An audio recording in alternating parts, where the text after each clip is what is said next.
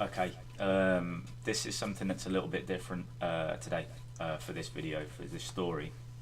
I really appreciate and always have appreciated any kind of comments that I get, usually on Twitter at GJ Wood Author, from people who've read the books and enjoyed the books, or people who just kind of have caught some of the videos and like them, and you know, it means a lot to me, and it always has meant a lot to me. And I sometimes when, you know, because you're stuck sometimes fucking working a shit job and all, and you just want to be at home and writing, and sometimes, you know, you get like a message or something on Twitter, and it really does go a long way to kind of keeping your keeping, you know, you feeling sort of positive about the work and about the time you're putting into it. And recently, the other day, there's a lad, Enda, at Maude and The Beetle on Twitter, and he like a few of the other guys like Bobby Bailey and Jordan, people I see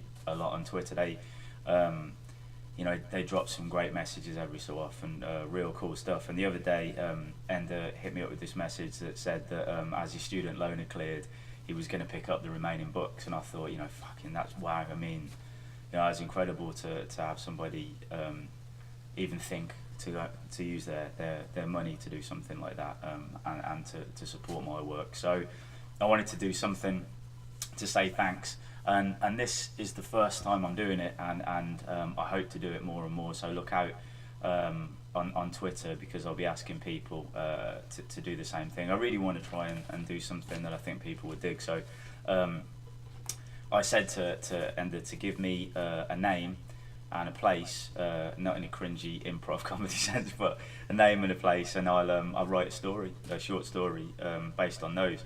So as promised, here is the story for Enda, and it's called One of the Regulars. Okay. Leo would never have drunk at the Meat Hook pub if it wasn't for the Head Splitter Ale. Younger than the gnarled and cobwebbed crowd of perpetual regulars who had their own seats, tankards, stinks and language, Leo was accepted at the pub because he was silent. He was welcome there because he came for the pearl in the grimy oyster, Head Splitter.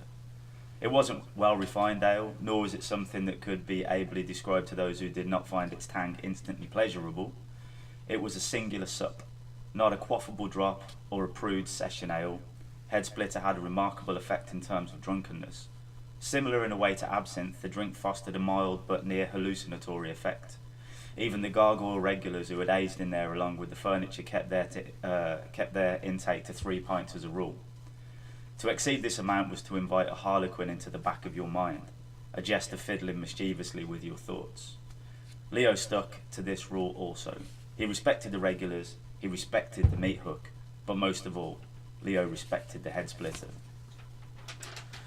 So they, the landlord and the locals, as well as the drink itself, respected Leo in return. Of the 4 regulars who hunched in the shadows of the corner bar, Leo knew them by name only because those words were often the only ones muttered aloud. The landlord, a rotund bruiser with cauliflower ears by the name of Winslow Hogg, and his regulars would often remain in silent congress, with only his mention of their names occurring between plumes of rolly smoke and Head Splitter hiccups. The quartet of regulars was as patently grotesque to the eye as a visitor to an establishment of such far from beatific renown would imagine.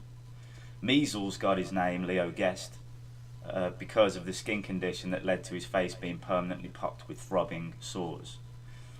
Aardvark, due to his missing teeth and gums, which gave his mouth a trunk-like outcrop. Bell-bottom Maud's moniker appeared born of her gigantic lower half and tiny upper body.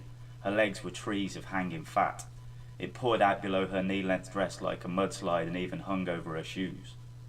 As for the Beetle, Leo guessed the reason for his name was due to his missing legs. Shorn off at the hip with stump-like arms to add to the overall aesthetic, the Beetle had no interest in replacement appendages or a wheelchair.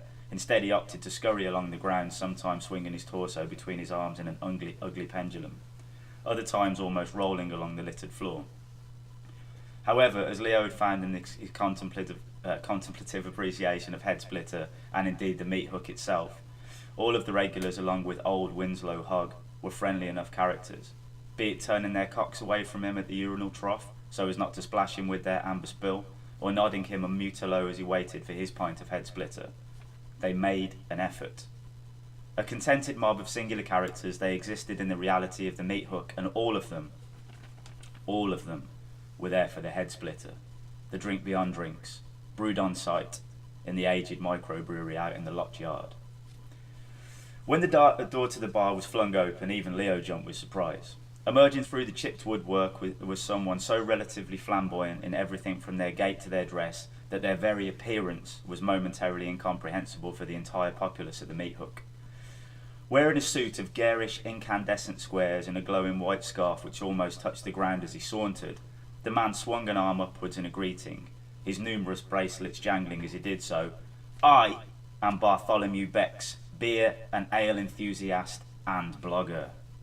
I have several thousand followers across all ranges of social media, and, regarding my appearance in this corner of caustic crapulence, I have been informed that there exists, coursing through the unpolished brass of those very pipes, a hitherto unheard of ale of somewhat transcendent qualities.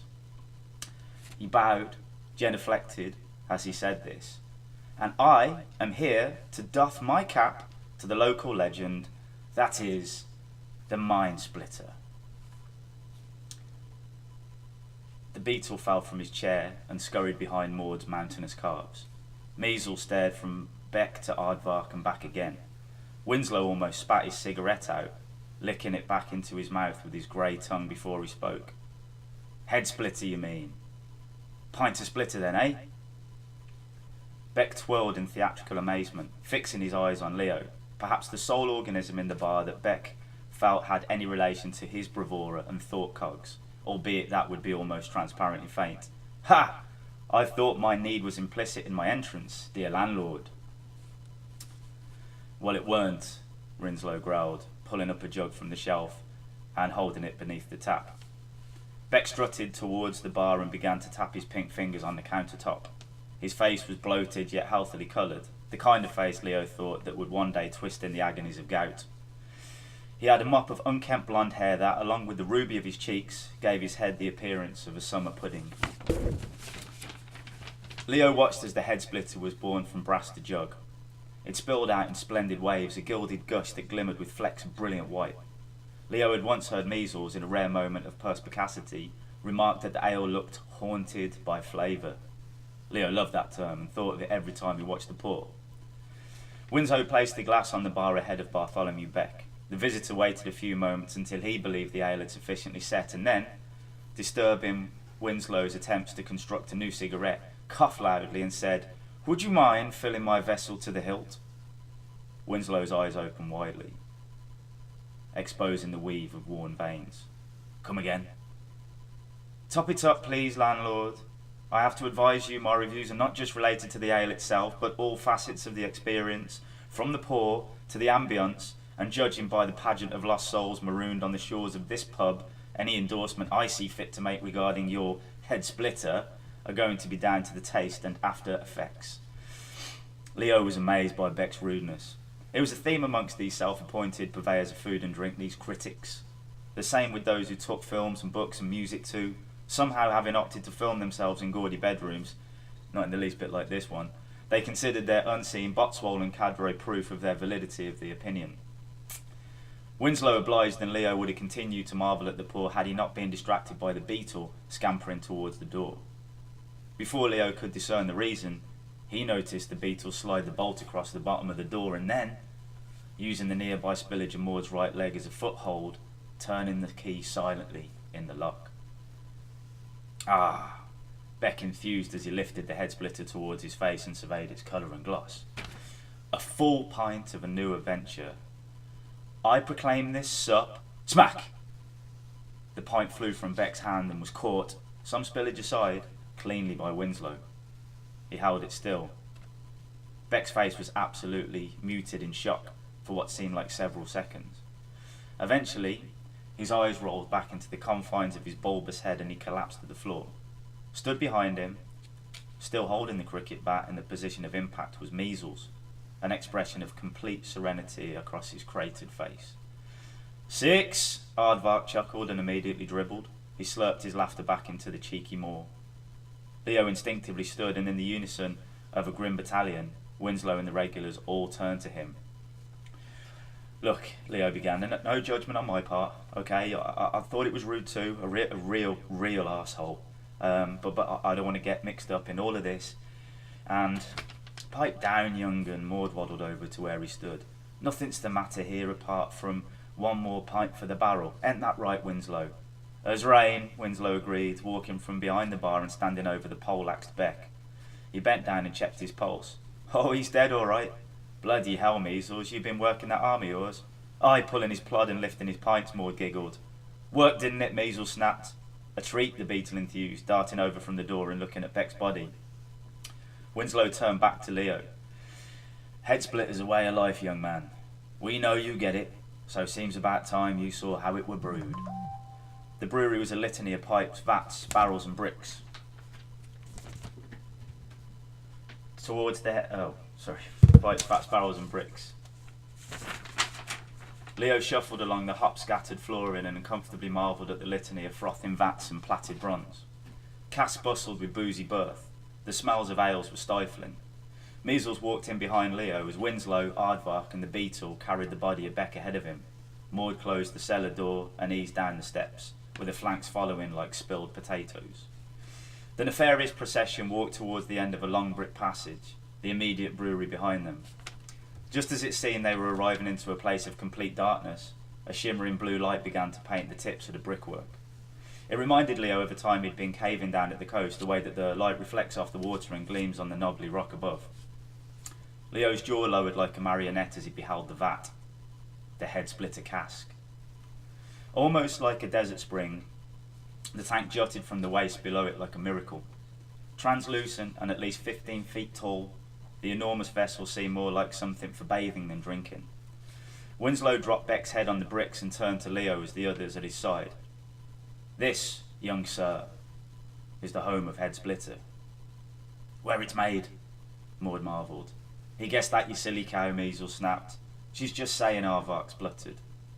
The Beetle simply rolled in noisy circles around the base of the vat.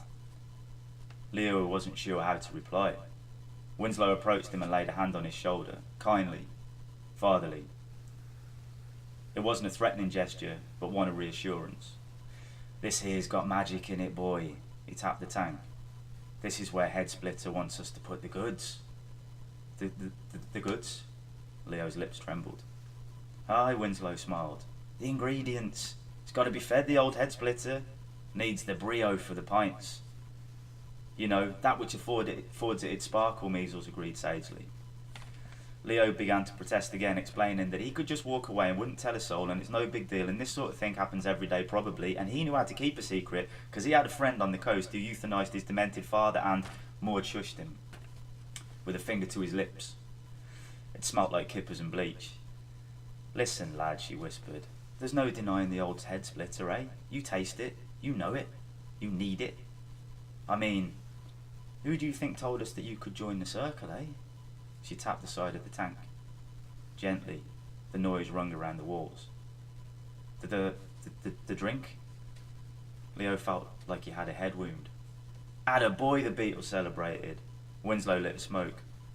Thing is, boy, Head Splitter was here a long time before we were. It assembled us and we served to be served, if you can understand. Leo agreed. Time you saw how we do it then. Leo stepped back into the limestone silence as the ritual began. From a panel at the base of the vat, Winslow unfurled a pipe.